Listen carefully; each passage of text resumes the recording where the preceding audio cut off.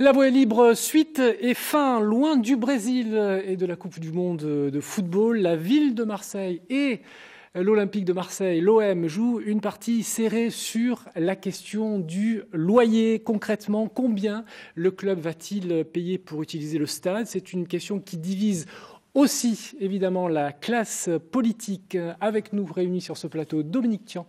Bonjour, député UMP, mais c'est au titre du premier adjoint à la ville de Marseille que nous vous avons invité. En face de vous, Stéphane Marie. Bonjour Monsieur Marie, vous êtes le chef du groupe socialiste à la mairie de Marseille également. Première question, Dominique Tian, la Cour régionale des comptes a dit que l'Olympique de Marseille devait payer au minimum 8 millions d'euros par an pour faire en sorte que le PPP, le partenariat public-privé dans lequel s'est lancée la ville de Marseille, soit à peu près respecté d'un point de vue financier. Est-ce qu'aujourd'hui, au niveau des négociations avec l'Olympique de Marseille, nous en sommes là? On n'en est pas là, mais on va y arriver. Tout simplement. On en est que la négociation continue et c'est notre ami Roland Blum qui continue en tant qu'adjoint au budget les négociations avec l'Olympique de Marseille. Pourquoi 8 millions d'euros? Parce que d'abord la Cour régionale des comptes a demandé, et je crois que c'est normal. Ensuite parce que le Racing Club de Toulon vient de louer pour 385 000 euros le stade Vélodrome. Si vous multipliez cette somme par 25 matchs de première division, vous arrivez à 8 millions d'euros. C'est donc le bon chiffre. Donc, c'est pas un chiffre exagéré. Pas payer ce prix-là. Ah non, mais attendez. Lille, c'est combien? Lille, pour un stade de 50 000 places, c'est 5 millions d'euros plus 1,6 million de recettes variables. Bon, Bordeaux, je regarde le chiffre, c'est 4 millions plus une partie variable. Bon, le chiffre, et c'est un stade de 40 000 places. Donc, on est exactement dans les chiffres qu'on est dans le droit d'exiger de l'Olympique de Marseille pour payer ce loyer. Vous connaissez M. Pérez, Philippe Pérez, le directeur général de l'Olympique de Marseille. Il a dit cette semaine, jamais nous ne paierons une telle somme. C'est une négociation, c'est normal qu'ils le disent. Il aurait pu dire aussi que les mesures fiscales décidées par le gouvernement coûteraient 8 millions d'euros sur le salaire des joueurs. Donc vous voyez que 8 millions d'euros de plus de charges salariales imputées au gouvernement, mais ça c'est pas le sujet. C'est pas non plus les 8 millions d'euros que la ville de Marseille et le contribuable marseillais va réclamer. Tout simplement, le stade Vélodrome, il coûte combien aux Marseillais? Il coûtera 3 millions d'euros par an. Voilà, c'est tout. C'est un établissement qui va faire 270 millions. Le stade Vélodrome, c'est 270 millions d'euros. Exigé avec des places supplémentaires, 8 000 places, notamment VIP, louées 9 000 mètres carrés de salon à la disposition de l'Olympique de Marseille pour 8 millions d'euros. Le prix n'est pas exagéré. C'est exactement ce d'ailleurs que le conseil municipal va examiner, puisqu'on va présenter au prochain conseil municipal du 30 un prix de location pour l'Olympique de Marseille autour de 350 000 euros. C'est ce que le RCT accepte de louer. Donc, je veux dire, le prix n'est pas du tout inabordable. C'est moins que Lille, c'est moins que Bordeaux, toute proportion gardée. Pas l'intention de payer cette somme-là. C'est une négociation. Voilà, entre la somme que vous estimez raisonnable et celle que vous payez à Istres, je pense que l'Olympique de Marseille et le Stade Stéphane Marie, est-ce qu'il fallait vendre le Stade Vélodrome ou en tout cas ne pas se lancer dans ce type d'aventure? Alors, je rappelle que sur le PPP, pour résumer, on ne va pas expliquer ce qu'est un PPP, c'est trop compliqué, partenariat public-privé, qui a été très décrié d'ailleurs dans son fonctionnement général par les parlementaires, sénateurs et députés dont vous êtes. La ville de Marseille, pardon ? Récemment, oui, très critiqué. La ville de Marseille, pour faire simple, doit payer 12 millions d'euros par an pendant 31 ans. 31 ans, j'avais 35 ans. 31 ans. Il ne fallait pas se lancer dans cette aventure-là ? Alors, au niveau de l'opposition municipale, le groupe socialiste a été favorable à la construction de ce stade. Nous avons voté le PPP, donc ça, effectivement, nous l'assumons. Par contre, nous avons sollicité à maintes reprises le maire de Marseille, nous l'avons interpellé sur justement le manque de concertation avec l'Olympique de Marseille dès le début du projet. Là, vous vous rendez compte qu'on est quand même à quelques semaines, à quelques jours de la livraison du stade Vélodrome et on n'est toujours pas d'accord sur le montant d'un loyer. Alors le chiffre que M. Tian vient de donner, effectivement, c'est un chiffre de 8 millions d'euros qui correspond à ce qu'indique la Chambre régionale des comptes. Donc c'est un chiffre qui semble, de notre point de vue, raisonnable pour éviter que le contribuable marseillais ne mette la main à la poche et paye une redevance beaucoup trop élevée. Mais aujourd'hui, vous avez cité la Chambre régionale des comptes. Moi, j'ai relevé une phrase qui m'a quand même hérissé. La Chambre pointe l'insuffisance d'expertise de la ville de Marseille sur le montage juridique et financier du dossier. Et ça, nous l'avons signalé. Vous avez cité les loyers de Nice, les loyers de Lille. Dès le début du projet, les loyers étaient fixés. Aujourd'hui, la ville de Marseille en est encore... Et j'ai entendu M. Labrune. M. Labrune a indiqué, vous avez cité M. Pérez, M. Labrune a indiqué il est hors de question, cela mettrait en péril les finances du club. Vous pensez qu'on a mis la charrue avant les bœufs, c'est ça? Tout à fait, tout à fait. Et quant au modèle économique, donc là, on ne peut pas revenir en arrière. On s'est lancé dans un PPP, donc on l'assume collectivement. Mais aujourd'hui, on sait que le seul modèle économique valable en France ou en Europe, c'est que le club soit propriétaire du stade. C'est le modèle allemand, c'est le modèle anglais avec Arsenal, c'est le modèle lyonnais avec ce qu'est en train de mettre en place Jean-Michel Aulas. Le stade n'est pas construit encore. Oui, ça a été un élément de la campagne. Patrick Minucci, votre tête de liste à l'époque, votre chef, voulait vendre le stade Vélodrome. Jean-Claude Gaudin a pris une décision politique. Il a dit le stade Vélodrome restera la propriété de la ville. Ça va être le cas. La ville de Marseille récupérera dans 33 ans à peu près, je crois, un stade complètement neuf qu'Arena aura continué à entretenir et qui sera parfaitement aux normes. Donc de ce côté-là, il n'y a pas de souci. Je rappelle simplement à M. Marie que si on n'avait pas fait ce PPP, on serait dans la même situation que l'Olympique de Lyon, qui n'a pas commencé à construire son stade. Voilà. Or que nous, il faut qu'on le livre dans 2 ans et qu'il soit arrêté. Il y a aussi le stade de l'Or que nous construisons pour la même somme, qui est un stade où il y aura 4000 places assises juste à côté. Et ensuite, il y a des parkings pour 750 places de parking pour les RTM. Donc c'est un projet global qui est livré, c'est un nouveau quartier qui est livré à la ville de Marseille pour, je le répète, 3 millions d'euros par an, ce qui est quand même un bon calcul. Si l'Olympique de Marseille paie les 8 millions d'euros, mais l'Olympique de Marseille va être très mal placé dans cette discussion, puisque le RCT de Toulon paie exactement cette somme et il vient jouer dans quelques semaines et ils sont contents. Après, le problème de l'OM, c'est de remplir son stade. Oui. Bon, ça, c'est pas notre problème. Tous les analystes sont unanimes là-dessus. Le stade, à l'exception des matchs contre le PSG, éventuellement Lyon et encore, ne sera jamais plein. Bah, ça, là, il faut faire confiance à je ne fais que répercuter ce que...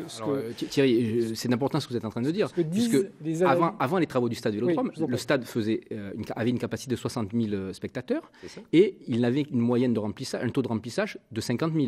Donc aujourd'hui, on passe à un stade de 67 000. Donc il va falloir faire mieux que ce qu'on faisait avant, sachant qu'aujourd'hui, même si on a le Messi Bilsa qui débarque à Marseille, on part quand même de très loin pour avoir une équipe de top 10 européen. Donc c'est vrai que si demain on a une équipe d'envergure qui accroche du niveau quart de finale Ligue des Champions, on pourra avoir un stade qui se remplit, mais on n'en prend pas le chemin aujourd'hui. Oui, et en plus de ça, sur le nombre de matchs joués, Dominique Tian, c'est difficile d'avoir une visibilité sur une saison complète. Ah, mais au contraire, cher Thierry, il y a les matchs de championnat, et puis il y a des matchs qui sont plus aléatoires, qualification, Champions League, Europa League, Coupe de France, Coupe de la Ligue, on n'est pas sûr de passer tous les tours. De Marseille, et si on applique le tarif de 325 000 euros, on arrive à 8 millions, à peu de choses près, et les choses sont donc très claires. Si l'OM se débrouille pour ensuite avoir des recettes supplémentaires, ou Arena, qui est la société qui commercialise, bon, à ce moment-là, il n'y aura pas de souci. À eux d'être européens, de jouer des matchs de Coupe de France et de Coupe de Ligue et de remplir le stade. Bon, et ensuite, je crois que ça sera... Il faut qu'on parie sur un l'OM qui soit triomphant. On va dire, les gens ne vont pas aller s'ennuyer au stade. J'ai simplement remarqué que la campagne d'abonnement de l'OM marche très bien. Voilà, et qu'apparemment, les loges se sont bien vendues, tout ça marche bien. On fait quand même 6 000 places. Remplir le stade dans sa globalité. Mais ça, c'est le problème de l'Olympique de Marseille. On va jouer, on va recruter. Alors, c'est pour ça que je parlais des mesures fiscales du gouvernement qui alourdissent malheureusement la charge salariale de l'Olympique de Marseille. Mais ça, on n'y est pour rien. Je dis simplement qu'il faut une belle équipe pour Marseille, il faut que l'équipe vibre. Et puis, il faut aussi se penser à l'euro. Si on ne fait pas ces travaux, on n'a pas l'euro 2016, on n'a pas les demi-finales. Excusez-moi. Et on n'est plus aux normes de l'UEFA pour la Coupe d'Europe. Voilà, parce qu'il faut savoir que le stade, malheureusement, n'était plus aux normes. Là, avec 9 mètres carrés de salons supplémentaires, des sièges agrandis. Il y a 1 mètre entre 2 sièges, les choses sont faites. Il y a 50 cm de largeur de stade. On a un stade beaucoup plus confortable, beaucoup plus beau, à l'abri de la pluie, à l'abri du Mistral. Bon, c'est un produit qui vaut quand même 8 millions d'euros. C'est pas énorme. Stéphane Marie. Oui, effectivement, le cahier des charges de l'euro imposait 2 stades en France de plus de 50 000 personnes, avec effectivement des normes assez contraignantes, mais on n'avait pas besoin d'avoir un stade de 67 000 personnes. L'Olympique de Marseille lui-même dit, nous, on n'a pas été consultés pour savoir si on devait passer de 50 000 de 60 000 à 67 000 personnes. Donc aujourd'hui, l'UEFA, il faut savoir que l'UEFA réussit à faire construire des stades en France avec de l'argent public, et l'UEFA va récupérer 95% des droits de télévision. Oui, donc là aussi, il y a aussi un débat sur l'utilité de l'argent public. Alors il y a effectivement le loyer de l'Olympique de Marseille, et puis il y a la possibilité d'accoler juste à côté du non-stade Vélodrome, qui est un nom mythique, hein, et Jean-Claude Gaudin a dit le Stade Vélodrome continuera à s'appeler Stade Vélodrome, ça s'appelle le naming, mais il se peut qu'il y ait quelque chose qui ressemble à de la publicité, un nom d'une marque juste à côté. On en est où là, au niveau du naming, qui peut rapporter par an 1 million, 2 millions d'euros? Alors, si vous me permettez, sur le naming, j'ai rencontré hier des groupes de supporters qui d'ailleurs regrettaient de ne pas avoir été consultés par la ville de Marseille sur ce sujet et sur le stade en général. Donc les groupes de supporters sont mitigés. Certains vous disent on est attaché à la marque Vélodrome. Le Vélodrome, c'est l'identité marseillaise. On ne peut pas débaptiser le stade. Et effectivement, on peut les entendre. Hein. Il y a un attachement viscéral des supporters. Mais certains sont conquérants. On peut faire des concessions. Alors c'est là où je vais en venir. Mais certains se disent après tout, si c'est pour donner des moyens supplémentaires au club, pourquoi pas? On peut se baptiser l'Arena, l'Alliance, peu importe. Mais si ça rapporte des ressources au club, sauf que là. C'est ni l'OM ni la ville de Marseille qui va percevoir une redevance. Si on a un naming à environ 3 millions d'euros, ce qui est la moyenne en Europe, c'est Arema, dans les 12 millions d'euros garantis dans les recettes d'exploitation, c'est Arema qui va toucher la somme du naming. C'est-à-dire qu'aujourd'hui, on est dans un système perdant-perdant. Ni l'OM ni le contribuable marseillais ne récupérera 1 centime d'euro sur le naming. Dominique, perdant. C'est exact et faux, dans la mesure où le contrat qu'on a signé avec Arena, c'est 12 millions de recettes qui sont versées à la ville de Marseille par an. Et dans les 12 millions, il y a le problème du naming. Donc le problème du naming n'est pas directement de la responsabilité du maire de Marseille, qui a souhaité au contraire que ce soit les sociétés qui s'arrangent entre elles. Bon, et donc nous, la ville de Marseille, on est passif, on attend qu'Arena trouve le naming. Il faut qu'on l'agrée parce qu'évidemment c'est normal. Mais ça, c'est le problème d'Arena. Nous, ce qu'on sait, c'est qu'ils nous feront un chèque de 12 millions d'euros tous les ans à la ville de Marseille. Après, le reste, c'est à eux de se débrouiller. Ce sont des sociétés commerciales. Bien que le naming ne rapportera pas 1 centime à l'Olympique de Marseille, au club.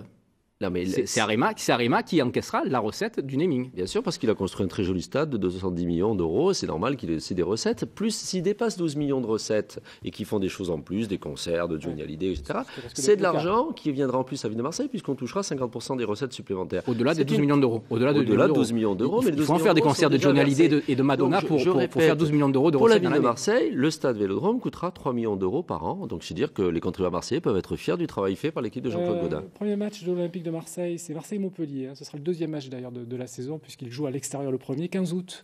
Ça sera réglé cette affaire-là ou pas? Peu importe, nous on est en négociation avec l'Olympique de Marseille. Le prochain conseil, et Stéphane le verra, nous vivrons le vote d'un rapport de 325 000 euros. 30 juin, c'est ça, pardon, excusez-moi. Et là, à ce moment-là, on dira à l'Olympique de Marseille, il faudra que vous payiez, comme le Racing Club de Toulon, pour l'utilisation du stade. Allez-y les gars. Et puis ça sera comme ça, tant qu'on n'aura pas négocié. La ville de Marseille, le contribuable marseillais, ne manque pas d'arguments, et l'OM devra forcément tenir compte. C'est un stade mythique, on l'a construit pour eux, ils l'utilisent, c'est un vrai prix. À Lille, ils paieront 6 millions d'euros. À Marseille, ils peuvent en payer 8. Et puis, c'est très bien. Et ceux qui viennent voir l'OM ont droit à du confort, à avoir un beau stade. Donc, l'OM doit payer le vrai prix. Alors, moi, bien entendu, je serai, en tant qu'élu municipal, défendant aussi le contribuable marseillais. Donc, j'ose espérer qu'on arrivera à déboucher sur ce loyer de 8 millions d'euros. Mais dans l'hypothèse... Si l'OM paie 8 millions d'euros... Le contribuable ne payera que 4 millions d'euros. Ne payera que... Le problème est terminé, la question est close. Voilà. Maintenant, si l'OM ne paye arrive à un accord sur un loyer de 4 à 5 millions d'euros, je ne connais pas, je ne suis pas au cœur des négociations. Cela veut dire qu'il y aura un manque à gagner pour les finances de la ville de Marseille, de la différence de 7-8 millions d'euros. Et là, les impôts locaux augmenteront. Le maire de Marseille nous fait croire qu'il va augmenter les impôts locaux à cause des rythmes scolaires, mais la réalité, c'est qu'il nous prépare une augmentation des impôts locaux par rapport au loyer du stade Vélodrome qui ne sera pas de 2 millions d'euros. C'est pour ça que je pense que le rapport sera voté à l'unanimité, chers collègues. Pour les 8 millions d'euros, nous voterons ce rapport. Nous voterons 3 millions d'euros, ce qui est notre souhait à tous. Nous serons présents évidemment le 30 juin lors de ce fameux conseil municipal. Merci à tous les deux d'être venus sur notre plateau. Merci de votre invitation. On se retrouve en septembre.